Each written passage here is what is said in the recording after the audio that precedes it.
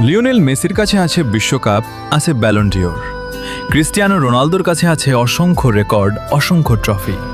কিন্তু আমি ভালোবাসি এমন একজন প্লেয়ারকে যার নেই বিশ্বকাপ, নেই ব্যালন ডিওর, তবুও তাকে ভালোবাসে লক্ষ লক্ষ মানুষ।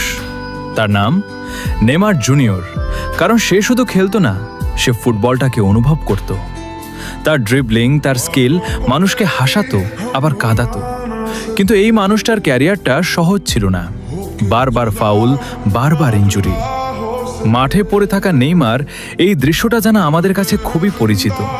হয়তো যদি এত ইনজুরি না হতো, যদি এত ফাউল না খেত, তাহলে আজ তার কাছেও থাকতো বিশ্বকাপ, থাকতো ব্যালন ডিওর। কিন্তু জানো, নেইমার ট্রফি দিয়ে না, নেইমার মানুষের ভালোবাসা দিয়ে জিতেছে। যেদিন সে বিদায় নেবে, সেদিন ফুটবল হারাবে তার সবচেয়ে সুন্দর হাসিটা।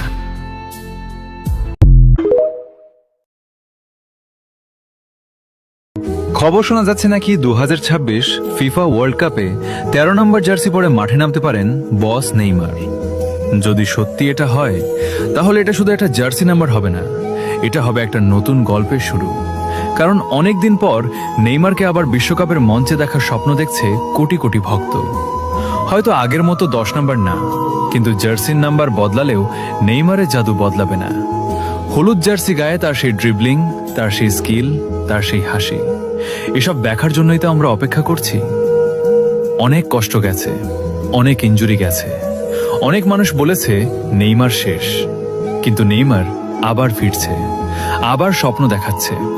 এখন শুধু একটাই আশা, 2026 বিশ্বকাপে নেইমার যেন নিজের স্বপ্নটা পূরণ করতে পারে।